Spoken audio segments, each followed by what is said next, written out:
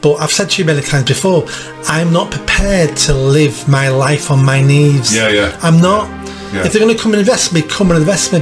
But nothing like being sent to jail for 3 years, which we have in this country now, political prisoners who tweet something and go to jail.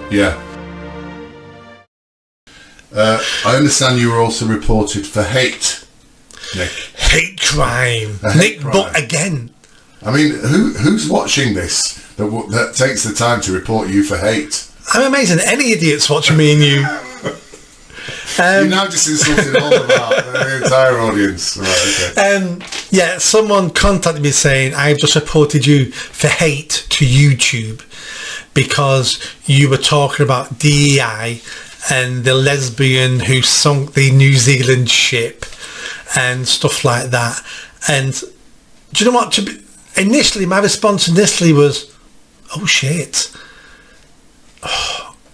And then you thought, have I made a mistake? And then you thought, hang on a minute. Well, it's YouTube. Yeah. So, YouTube will censor people. YouTube will close down channels. YouTube people, you get 3 strikes from YouTube, then they shut your channel down. Really? It's taken me years to get to where we are on YouTube. How many strikes have you had? None. Oh, right, okay. So I'm thinking, do I want my first strike? Because once you get a strike, that will curtail what I say. Because I don't want a second strike. Because if I get a second strike, that means one faux pas, and I'm gone. Yeah.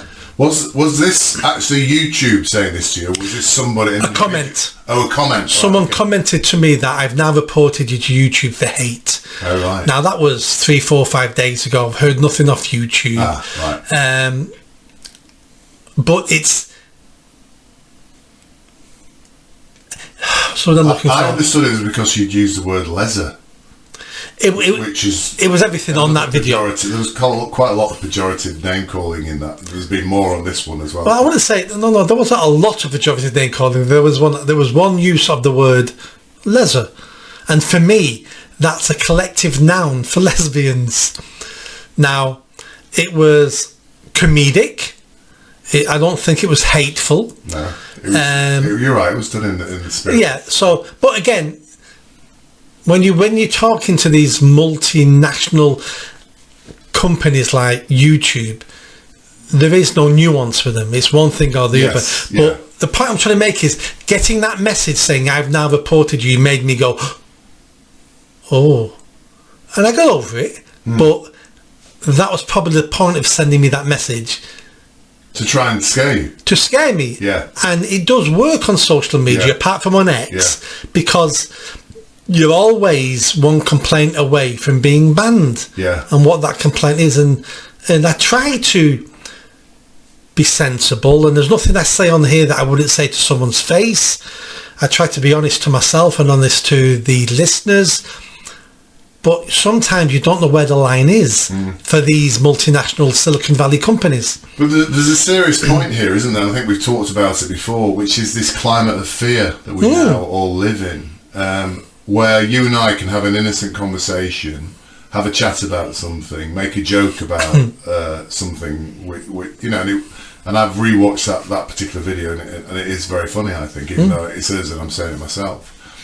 But what a world it is to live in, where you can have a conversation like that and then be scared of the consequences of having that conversation.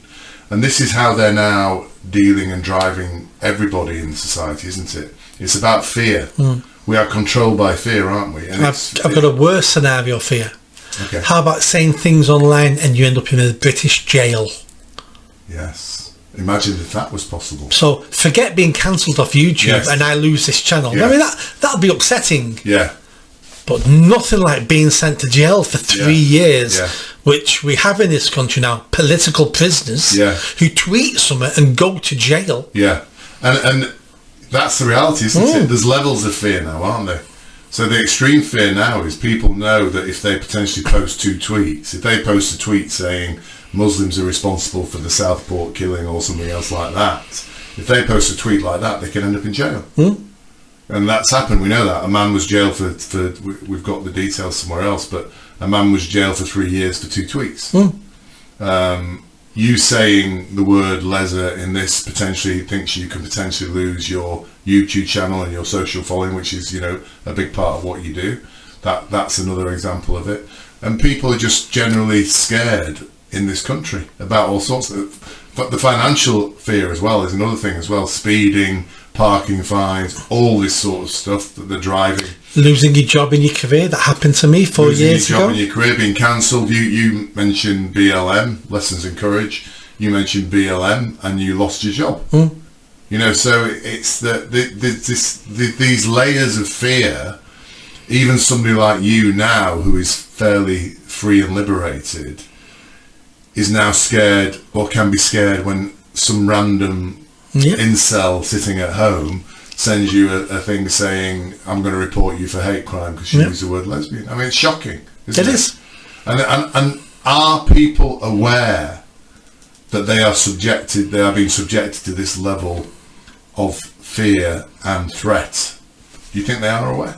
It's happened so slowly over such a long period of time, of decades, that many people are not. But people are beginning to wake up. The political prisoners is a good example. A couple of years ago, I never would have believed the British government would have done this to people tweeting online. Never would have believed it. And then when we did that episode about the London cabbie telling us those 3 secrets, many people online said, that's nothing new, I've heard about that. But my criticism of them is, but you didn't put it online, though, did you?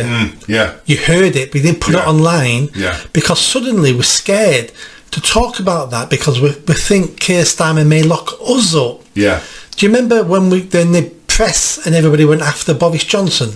How many kids has Boris Johnson got? It's common knowledge in the paper. No one knows he's got so many illegitimate kids. And there's all these things that happen to other prime ministers that were freely spoken about. I'm not saying it was right or wrong. I'm not even saying it was our business or it wasn't our business. That's a different discussion. But we had those discussions about those prime ministers. But come this prime minister, with the iron glove he has, we've now frightened everybody. But me and you had the guts, rightly or wrongly, and information might have been right or wrong, we don't know. But we had the guts to say, well, we're going to talk about it. And quite a few of our comments were about the facts you guys might have the police coming around and things like that on and we might. But I'm not prepared for it, as in like I'm a big brave man. But I've said to you many times before, I'm not prepared to live my life on my knees. I'm not. If they're going to come and invest me, because I'm not trying to be controversial. I'm not trying to provoke a response. I'm not. I'm just saying, this is me. I'm going to speak and talk about what I want to speak. If that has consequences, well, I'll face those consequences because I'm not a coward. I'm not going to be a slave. I'm not going to be someone's serf. I'm not. No, I agree.